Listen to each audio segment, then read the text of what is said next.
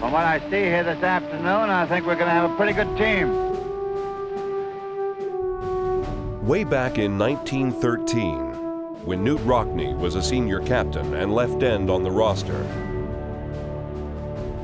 the University of Notre Dame football team made what proved to be an historic trip to West Point, New York. No Notre Dame team had ever traveled east of Pittsburgh before, but Jesse Harper brought his squad to the shores of the Hudson River for the first ever meeting between Notre Dame and Army.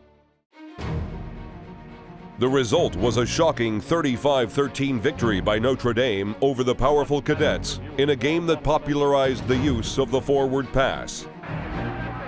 It marked the only loss of the season for Army, and Notre Dame football would never be the same.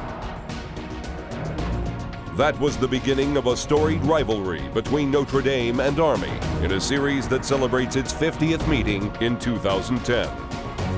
The two teams played regularly for the next 35 years, including more than a few legendary meetings.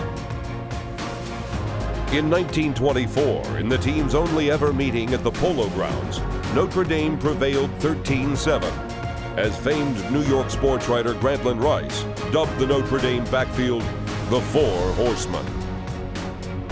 That Rockne team finished 10-0 and won the national championship.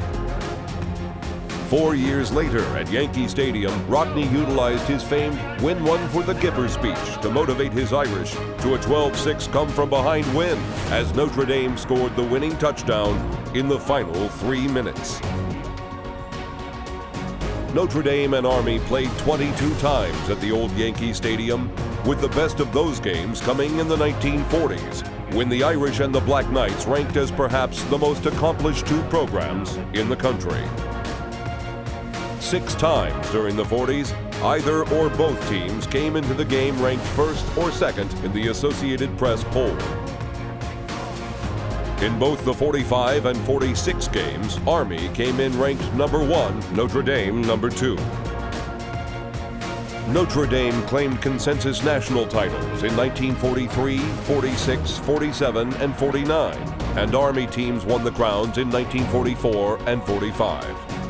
The Notre Dame-Army matchups of the 40s featured a galaxy of individual stars, from Notre Dame Heisman Trophy winners Angelo Bertelli in 43, Johnny Lujack in 47, and Leon Hart in 49, to go with Army winners Doc Blanchard in 45 and Glenn Davis in 46. In fact, the Notre Dame Army games at Yankee Stadium in that decade helped coin the term Subway alumni for Irish fans who used that mode of transportation to travel to the games. If there was a singular moment in the series, it came in 1946, in a game in which Army and Notre Dame came in unbeaten, ranked first and second. The historic game ended in a 0-0 tie, but it remains best remembered for a late game-saving tackle by Notre Dame's Johnny Lujack on a run down the sideline by cadet back Doc Blanchard.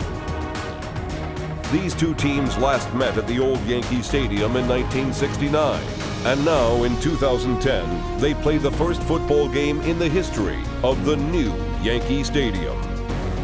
The names that have made headlines in the Notre Dame Army series rank among the most familiar in college football annals. From Newt Rockne and Gus Doré, to Doc Blanchard, Pete Dawkins, and Johnny Lujack.